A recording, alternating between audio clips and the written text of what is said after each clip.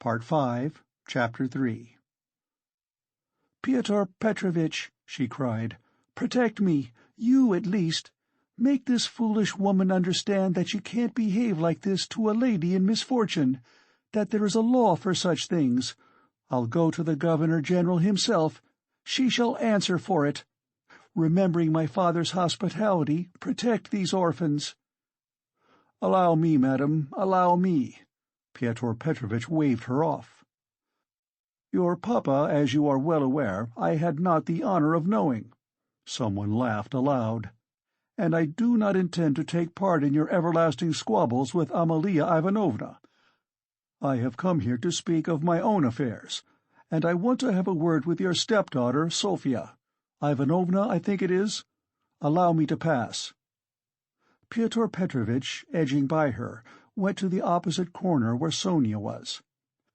Katarina Ivanovna remained standing where she was, as though thunderstruck. She could not understand how Fyodor Petrovich could deny having enjoyed her father's hospitality. Though she had invented it herself, she believed in it firmly by this time. She was struck too by the businesslike, dry, and even contemptuous menacing tone of Fyodor Petrovich. All the clamor gradually died away at his entrance. Not only was this serious businessman strikingly incongruous with the rest of the party, but it was evident, too, that he had come upon some matter of consequence, that some exceptional cause must have brought him, and that, therefore, something was going to happen. Raskolnikov, standing beside Sonia, moved aside to let him pass. Fyodor Petrovich did not seem to notice him. A minute later, Lebeziatnikov, too, appeared in the doorway. He did not come in, but stood still, listening with marked interest, almost wonder, and seemed for a time perplexed. "Excuse me for possibly interrupting you, but it's a matter of some importance," Fyodor Petrovich observed, addressing the company generally. "I am glad indeed to find other persons present.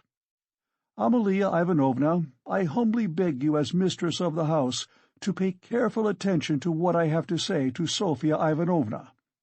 Sofia Ivanovna," he went on, addressing Sonia, who was very much surprised and already alarmed, "immediately after your visit I found that 100-ruble note was missing from my table, in the room of my friend Mr. Lebeziatnikov. If in any way whatever you know and will tell us where it is now, I assure you on my word of honor, and call all present to witness, that the matter shall end here. In the opposite case, I shall be compelled to have recourse to very serious measures, and then you must blame yourself." Complete silence reigned in the room. Even the crying children were still. Sonia stood deadly pale, staring at Luzhin and unable to say a word. She seemed not to understand. Some seconds passed. "Well, how is it to be, then?" asked Luzhin, looking intently at her. "I don't know. I know nothing about it," Sonia articulated faintly at last. "No, you know nothing?" Luzhin repeated, and again he paused for some seconds. "Think a moment, mademoiselle," he began severely, but still, as it were, admonishing her. "Reflect. I am prepared to give you time for consideration. Kindly observe this. If I were not so entirely convinced, I should not, you may be sure, with my experience, venture to accuse you so directly. Seeing that, for such direct accusation before witnesses, if false or even mistaken, I should myself, in a certain sense, be made responsible, I am aware of that. This morning I changed for my own purposes several 5% securities for the sum of approximately 3,000 rubles. The account is noted down in my pocket-book. On my return home, I proceeded to count the money, as Mr. Lebeziatnikov will bear witness, and after counting 2,300 rubles, I put the rest in my pocket-book in my coat-pocket. About 500 rubles remained on the table, and among them 3 notes of 100 rubles each. At that moment you entered, at my invitation, and all the time you were present, You were exceedingly embarrassed, so that 3 times you jumped up in the middle of the conversation and tried to make off. Mr. Lebeziatnikov can bear witness to this.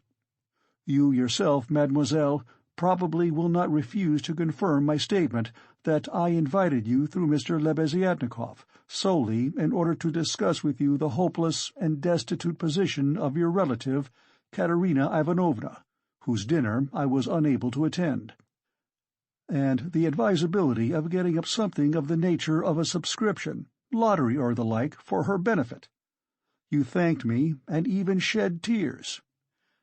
I describe all this as it took place, primarily to recall it to your mind, and secondly, to show you that not the slightest detail has escaped my recollection. Then I took a 10-ruble note from the table and handed it to you by way of first installment on my part for the benefit of your relative. Mr. Lebeziatnikov saw all this. Then I accompanied you to the door, you being still in the same state of embarrassment, after which, being left alone with Mr. Lebeziatnikov, I talked to him for 10 minutes. Then Mr. Lebeziatnikov went out, and I returned to the table, with the money lying on it, intending to count it and to put it aside, as I proposed doing before. To my surprise, 100-ruble note had disappeared. Kindly consider the position. Mr. Lebeziatnikov I cannot suspect. I am ashamed to allude to such a supposition. I cannot have made a mistake in my reckoning, for the minute before your entrance I had finished my accounts and found the total correct. You will admit that, recollecting your embarrassment, your eagerness to get away, and the fact that you kept your hands for some time on the table, and taking into consideration your social position and the habits associated with it, I was, so to say, with horror and positively against my will, compelled to entertain a suspicion, a cruel but justifiable suspicion. I will add further and repeat that in spite of my positive conviction, I realized that I run a certain risk in making this accusation, but, as you see, I could not let it pass. I have taken action, and I will tell you why. Solely, madam, solely owing to your black ingratitude. Why, I invite you for the benefit of your destitute relative. I present you with my donation of 10 rubles, and you, on the spot, repay me for all that with such an action. It is too bad. You need a lesson. Reflect. Moreover, like a true friend, I beg you, and you could have no better friend at this moment, think what you are doing. Otherwise, I shall be immovable. Well, what do you say?" "I have taken nothing," Sonia whispered in terror. "You gave me 10 rubles. Here it is. Take it." Sonia pulled her handkerchief out of her pocket, untied a corner of it, took out the 10-ruble note, and gave it to Luzhin. "And the 100 rubles you do not confess to taking?" he insisted reproachfully, not taking the note. Sonia looked about her. All were looking at her with such awful, stern, ironical, hostile eyes. She looked at Raskolnikov. He stood against the wall, with his arms crossed, looking at her with glowing eyes. "Good God!" broke from Sonia. "Amalia Ivanovna, we shall have to send word to the police, and therefore I humbly beg you meanwhile to send for the house porter," Luzhin said softly and even kindly. "Gott der Barmherzige! I knew she was the thief!" cried Amalia Ivanovna, throwing up her hands. "You knew it?" Luzhin caught her up. "Then I suppose you had some reason before this for thinking so. I beg you, worthy Amalia Ivanovna, to remember your words which have been uttered before witnesses." There was a buzz of loud conversation on all sides. All were in movement. "What?" cried Katerina Ivanovna, suddenly realizing the position, and she rushed at Luzhin. "What? You accuse her of stealing? Sonia? Ah, the wretches! The wretches!" And running to Sonia, she flung her wasted arms round her and held her as in a vice. "Sonia, How dare you take 10 roubles from him? Foolish girl! Give it to me. Give me the 10 roubles at once. Here." And snatching the note from Sonia, Katerina Ivanovna crumpled it up and flung it straight into Luzhin's face. It hit him in the eye and fell on the ground. Amalia Ivanovna hastened to pick it up. Pyotr Petrovich lost his temper. "Hold that mad woman!" he shouted. At that moment several other persons, besides Lebeziatnikov, appeared in the doorway, among them the 2 ladies. "What? Mad? I am mad? Idiot!"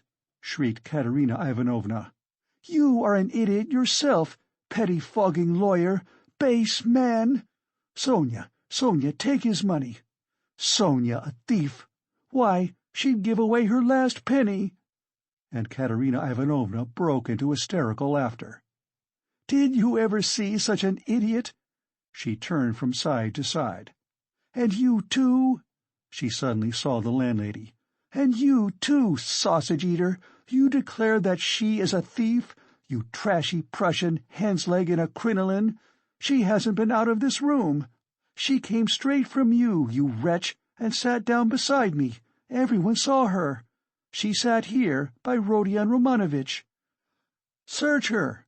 Since she's not left the room, the money would have to be on her. Search her, search her! But if you don't find it, then excuse me, my dear fellow, you'll answer for it.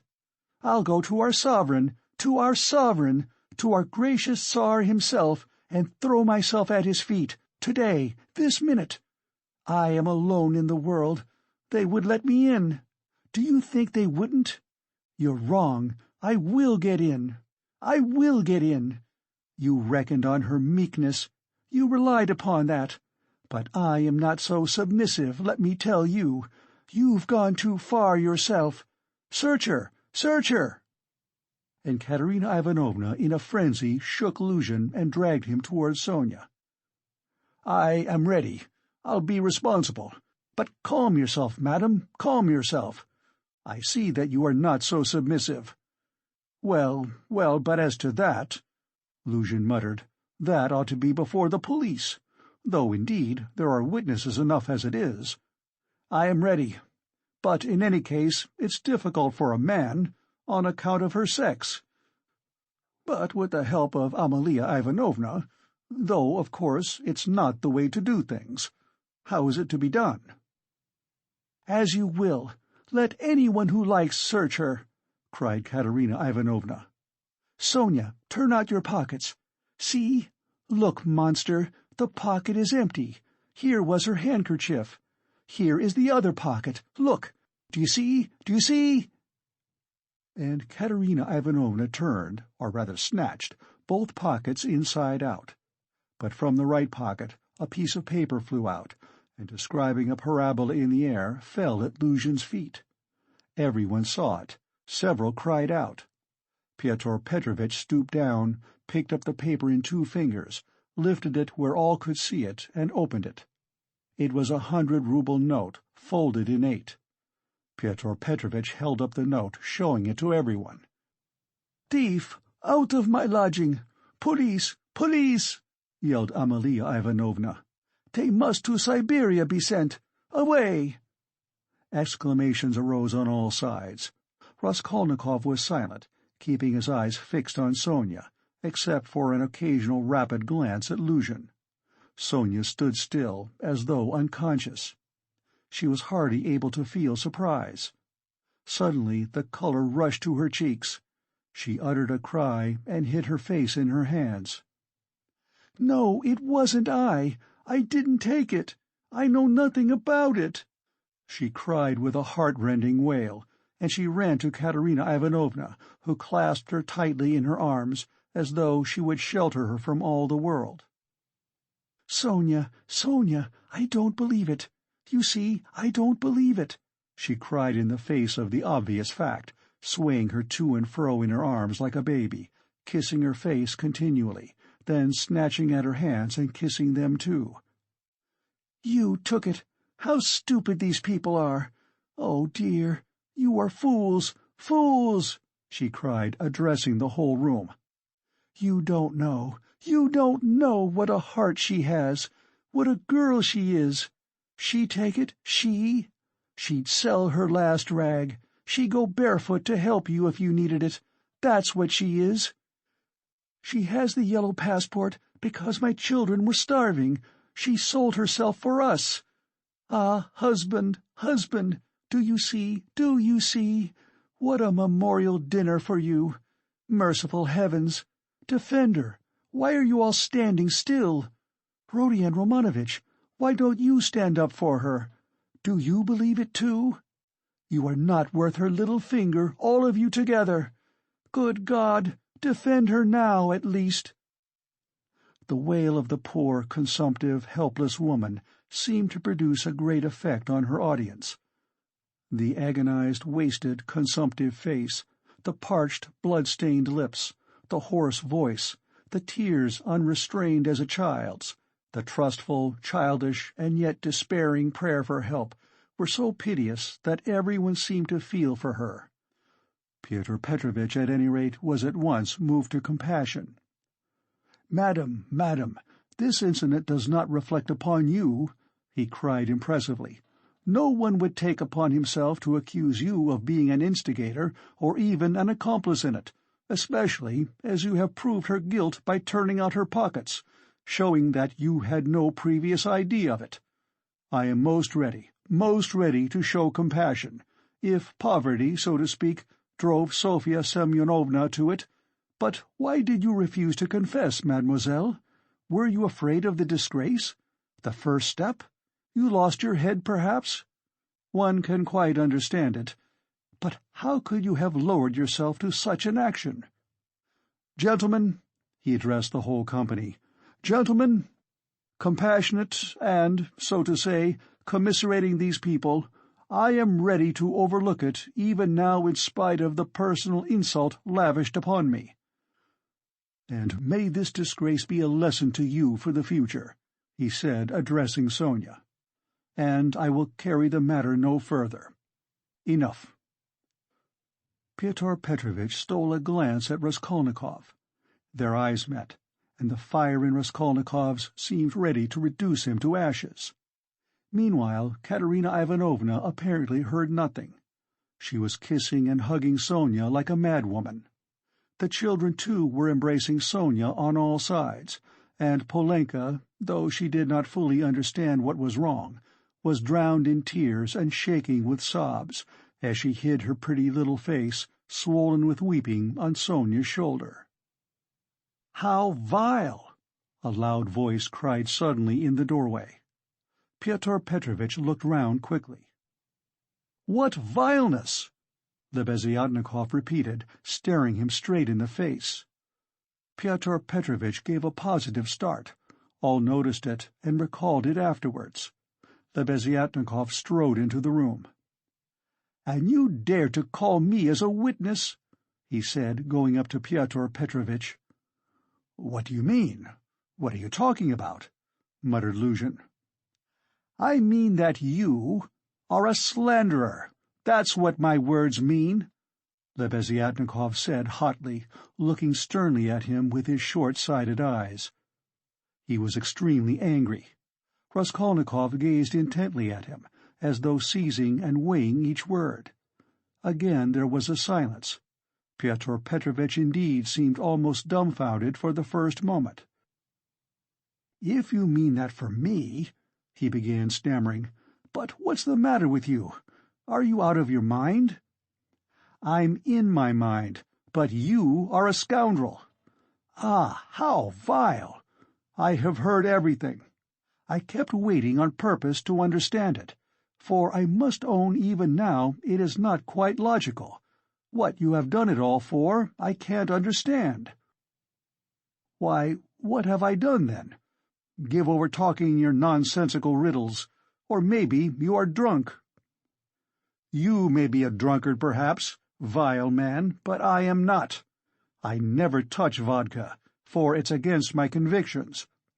Would you believe it? He himself, with his own hands, gave Sofya Semyonovna that 100-ruble note. I saw it. I was a witness. I'll take my oath. He did it. He," repeated Lebeziatnikov, addressing all. "Are you crazy, milksop?" squealed Luzhin. "She is herself before you. She herself here declared just now before everyone that I gave her only 10 roubles. How could I have given it to her?" "I saw it. I saw it," Lebeziatnikov repeated. "And though it is against my principles, I am ready this very minute to take any oath you like before the court, for I saw how you slipped it in her pocket. Only, like a fool, I thought you did it out of kindness. When you were saying good-bye to her at the door, while you held her hand in one hand, with the other, the left, you slipped the note into her pocket. I saw it. I saw it." Luzhin turned pale. "What lies!" he cried impudently. "Why, how could you, standing by the window, see the note? You fancied it with your short-sighted eyes. You are raving." "No, I didn't fancy it. And though I was standing some way off, I saw it all. And though it certainly would be hard to distinguish a note from the window, that's true, I knew for certain that it was a 100-rouble note, because when you were going to give Sofya Semyonovna 10 roubles, you took up from the table a 100-rouble note.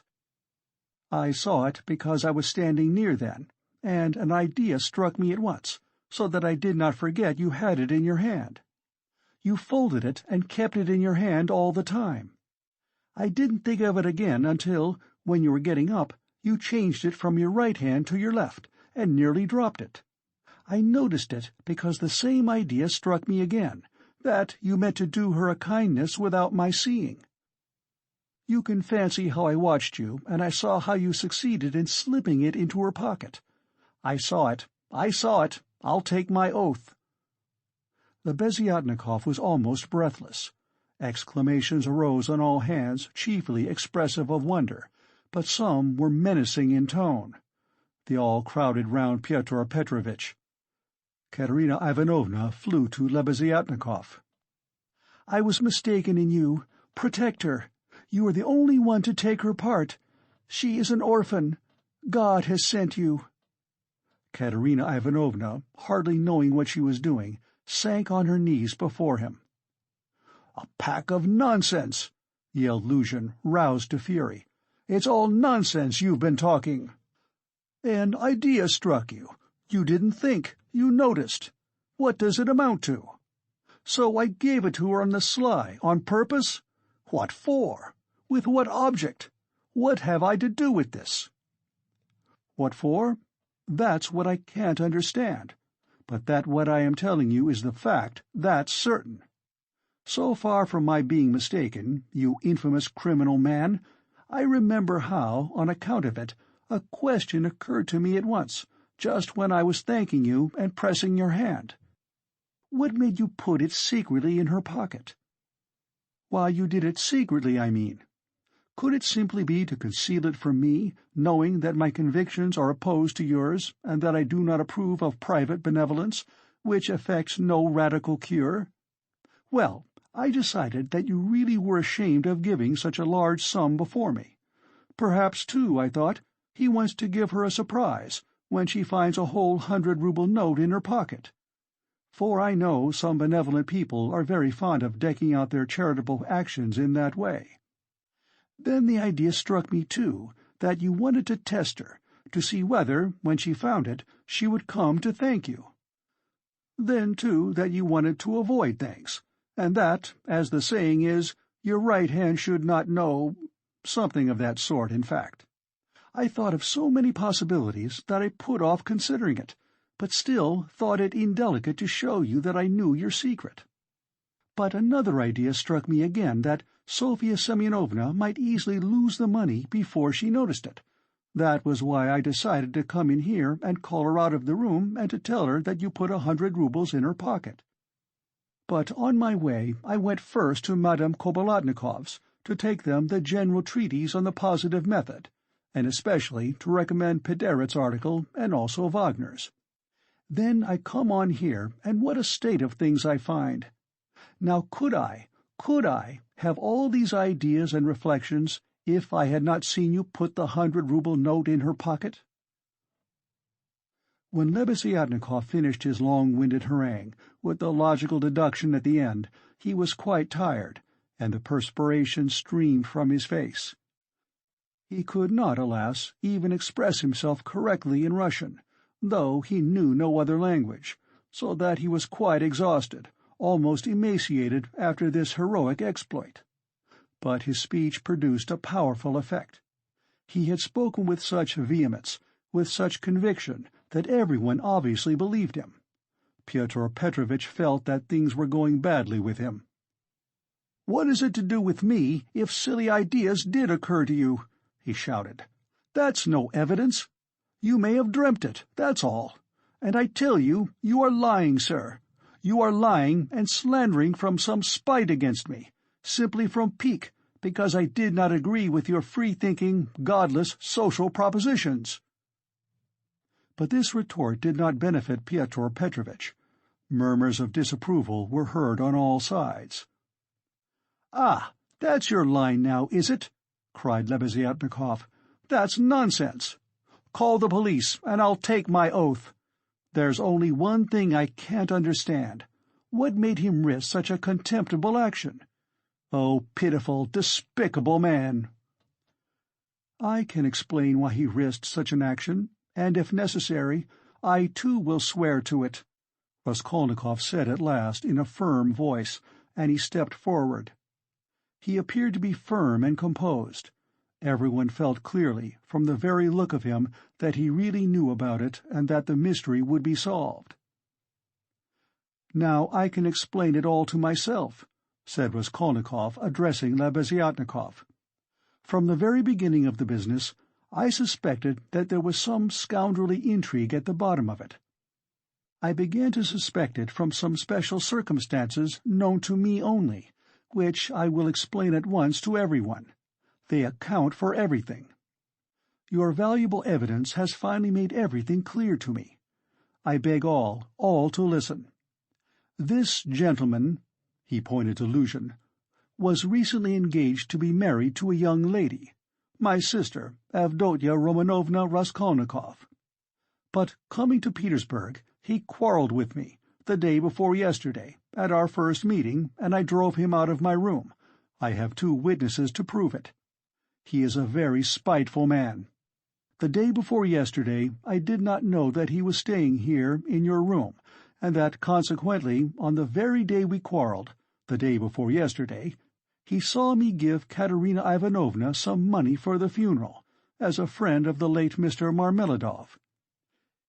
He at once wrote a note to my mother, and informed her that I had given away all my money, not to Katerina Ivanovna, but to Sofya Semyonovna, and referred in a most contemptible way to the character of Sofya Semyonovna, that is, hinted at the character of my attitude to Sofya Semyonovna. All this, you understand, was with the object of dividing me from my mother and sister, by insinuating that I was squandering on unworthy objects the money which they had sent me and which was all they had. Yesterday evening, before my mother and sister and in his presence, I declared that I had given the money to Katerina Ivanovna for the funeral, and not to Sofya Semyonovna, and that I had no acquaintance with Sofya Semyonovna, and had never seen her before indeed. At the same time I added that he, Pyotr Petrovich Luzhin, with all his virtues, was not worth Sofya Semyonovna's little finger, though he spoke so ill of her. To his question, would I let Sofya Semyonovna sit down beside my sister, I answered that I had already done so that day.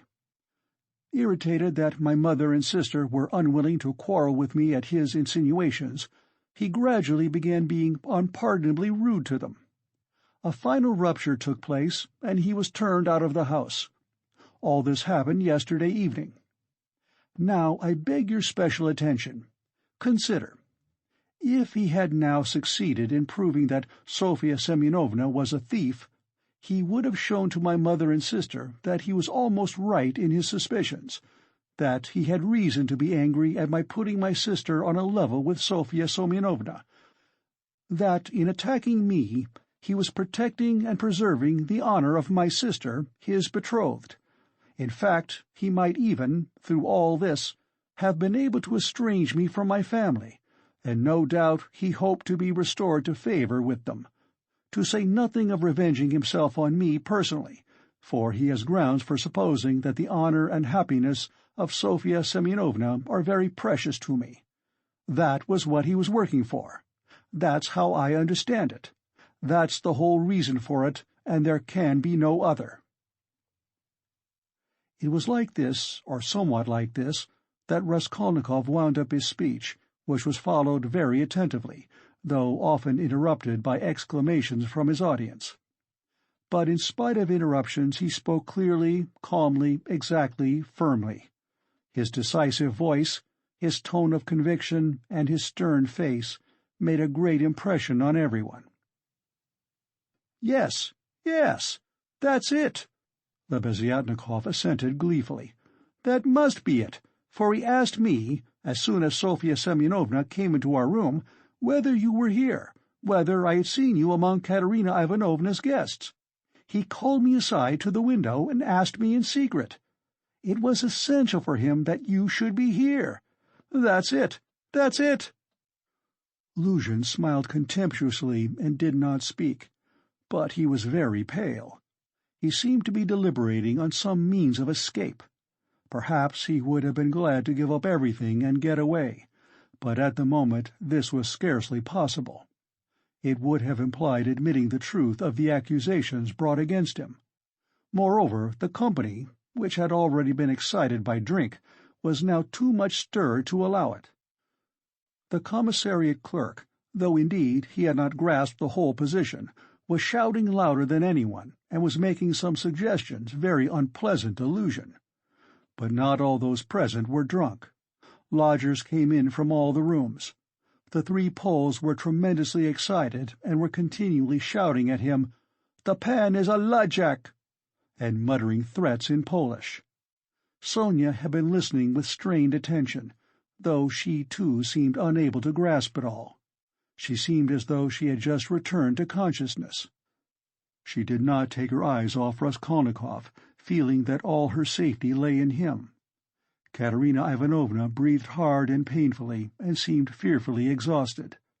Amalia Ivanovna stood looking more stupid than anyone, with her mouth wide open, unable to make out what had happened. She only saw that Pyotr Petrovich had somehow come to grief. Raskolnikov was attempting to speak again, but they did not let him. Everyone was crowding round Luzhin with threats and shouts of abuse. But Pyotr Petrovich was not intimidated. Seeing that his accusation of Sonia had completely failed, he had recourse to insolence. "Allow me, gentlemen, allow me!